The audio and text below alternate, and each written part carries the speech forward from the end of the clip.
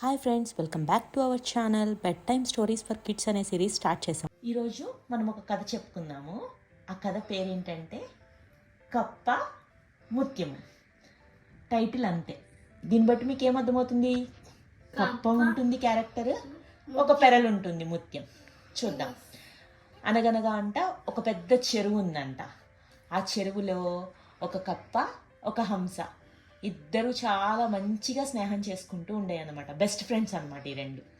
Morning లెగ్సిన దగ్గర నుంచి చక్క ఆడుతూ పాడుతూ ఈ రెండు మాట్లాడుకుంటూ ఉండేవి. ఒకరోజు అనుకోకుండా వేటగాడు వచ్చాడు. వేటగాడు వచ్చి కప్ప హంస మాట్లాడుకుంటూ ఉండగా చిన్నగా వల వేసి హంసను పట్టేశాడు. ఇదంతా ఆ కప్ప చూసి చాలా బాధపడింది. ప్లీజ్ నా ఫ్రెండ్ని వదిలేయవా, ప్లీజ్ నా ఫ్రెండ్ని వదిలేయవా అని బతిమలాడింది. అప్పుడు వేటగాడు అన్నాడు, నేను వదిలేస్తే ఎలాగా? ఈ హంసను తీసుకెళ్ళి మార్కెట్లో అమ్మాననుకో నాకు బోల్డ్ డబ్బులు వస్తాయి అని చెప్పాడు. నీకు కావాల్సింది డబ్బులే కదా, ఒక్క నిమిషం ఉండు అని చెప్పి కప్ప వెంటనే నీళ్ళల్లో మునిగింది. మునిగిన తర్వాత వస్తూ వస్తూ అతడి కోసం ఒక పెద్ద ఆల్చిప్పని తీసుకుని వచ్చింది. ఆ ఆల్చిప్పని తెరిచి చూపించగా అందులో ఒక మెలమెలా మెరిసేటి తెల్లటి ముత్యం ఉంది.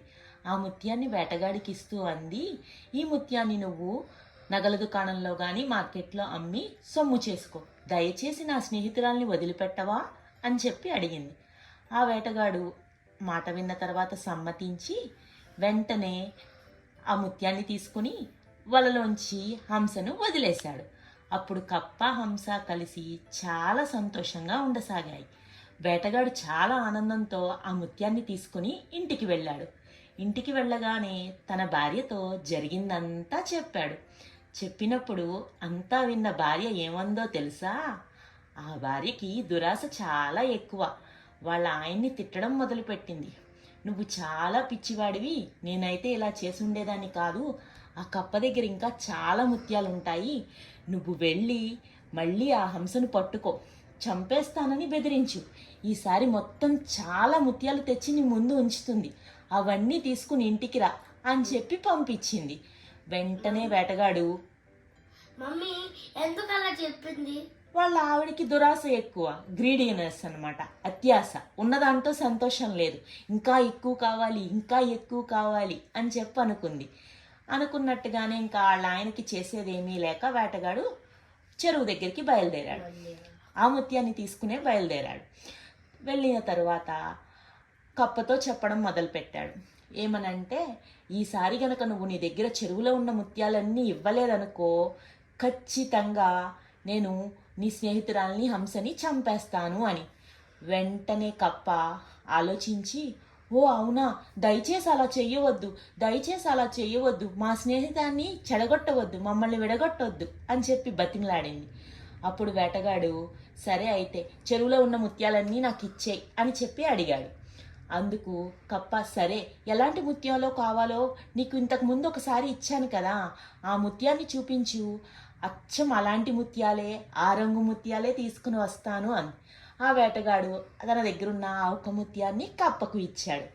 వెంటనే ఆ కప్ప ఆ ముత్యాన్ని తీసుకుని వేటగాడితో ఇలా అనడం మొదలుపెట్టింది, ఓజి పిచ్చివాడా, మా స్నేహితురాలు ఎప్పుడో ఈ చెరువు వదిలేసి వేరే చెరువుకు వెళ్ళిపోయింది.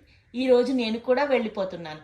ఇక్కడ నీలాంటి ప్రమాదం కల్పించే వాళ్ళు చాలామంది తిరుగుతున్నారు. మా స్నేహాన్ని విడగొట్టుకోవడం మాకు ఇష్టం లేదు. నువ్వు ఇంత పిచ్చివాడని అనుకోలేదు. నీకు చాలా అత్యాశ ఎక్కువ. ఒక ముత్యంతో సరిపెట్టుకోలేదు. వెళ్ళిపోయింది వేరే చెరువుకి. ముందే ప్లాన్ చేసుకున్నాయి. హంస కప్ప రెండు ప్లాన్ చేసుకుని మనం ఇక్కడ ఉండడం ఇంత సేఫ్ కాదు, వేరే చెరువుకి వెళ్ళిపోదామని డిసైడ్ అయ్యాయి. కానీ ఈలోపే మళ్ళీ వేటగాడు వచ్చాడు అత్యాశతో, ఇంకా ఎక్కువ ముత్యాలు తీసుకెళ్దాము అని.